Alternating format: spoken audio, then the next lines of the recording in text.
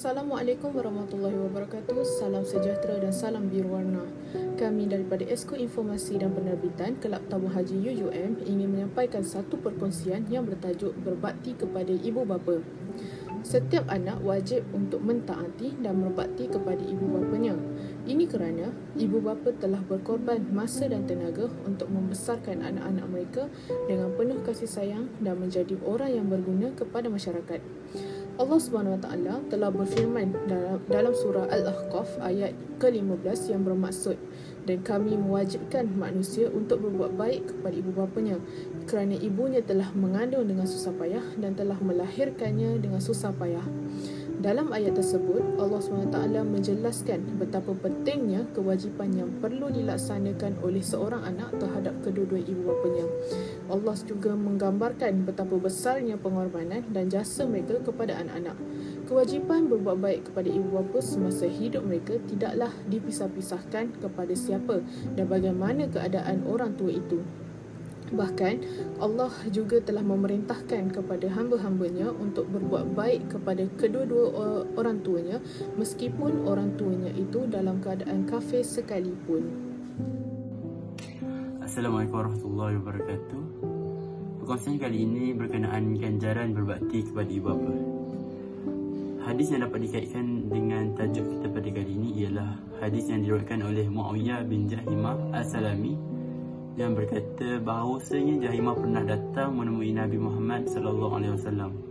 Lalu beliau berkata, "Wahai Rasulullah, aku ingin pergi berjihad dan sungguh aku datang kepadamu meminta pendapatmu."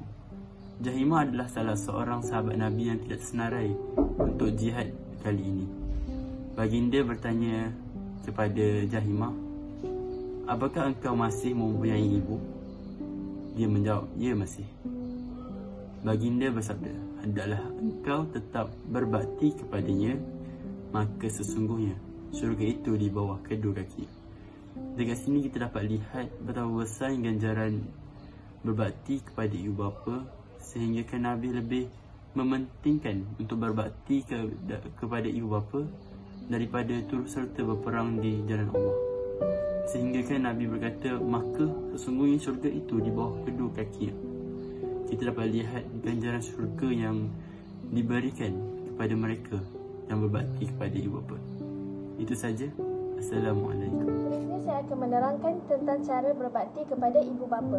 Yang pertama adalah memberi kasih sayang. Balasan paling mudah yang dapat dilakukan bagi seseorang anak kepada ibu bapa adalah memberi kasih sayang kepada mereka. Sebagaimana ibu bapa kita pernah melimpahkan kasih sayang dan menatang kita bagai minyak yang penuh, begitulah cara yang kita kena curahkan kasih kepada mereka. Seterusnya adalah dengan memberi perhatian. Contoh yang dapat kita lakukan dalam memberi perhatian terhadap ibu bapa adalah sentiasa meluangkan masa untuk bersama mereka dengan aktiviti berkeluarga.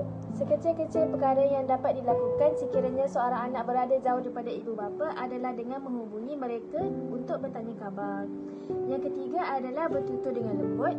Bertutur dengan lemah lembut adalah salah satu cara bagi menjaga perasaan ibu bapa. Tentu saja ibu bapa akan senang hati terhadap respon yang diberikan kepada setiap pertuturan lemah lembut anak-anak, lantas komunikasi yang harmoni dan berkesan dapat dihasilkan. Cara berbakti kepada ibu bapa yang terakhir adalah dengan melakukan perkara yang mereka gemari. Selagi mana arahan daripada ibu bapa tidak bertentangan dengan syariat Islam, seharusnya kita melakukan sesuatu yang baik untuk pandangan mereka.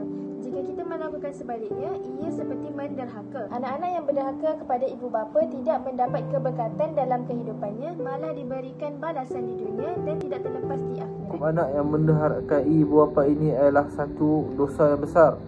Hal ini kerana taat pada ibu bapa itu adalah satu kewajipan bagi setiap orang insan yang bergelar seorang anak.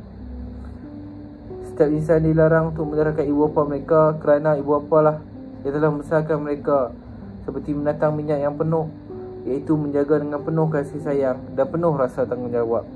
Hal ini bertepatan dengan firman Allah dalam surah Al-Isra ayat 23 yang bermaksud, jika salah seorang daripada keduanya atau kedua-dua sekali sampai kepada umur tua dalam jagaan dan peliharaanmu, maka janganlah engkau berkata kepada mereka sebarang perkataan, sekalipun perkataan Berdasarkan ayat ini, Allah telah melarang kita daripada menderhakai ibu bapa kita. Akhir sekali saya ingin memetik kata-kata daripada Buya Hamka yang berbunyi, jika hidup sekadar hidup, babi di hutan juga hidup. Jika hidup sekadar bekerja, kera di hutan juga bekerja. Berdasarkan kata-kata ini, apa yang ingin saya sampaikan di sini ialah hidup sebagai seorang hamba yang tidak lupa. Hiduplah seperti seorang hamba yang tidak lupa untuk beribadat kepada Allah, dan jadilah seorang yang berbakti terhadap orang lain, terutama untuk kedua ibu bapa mereka.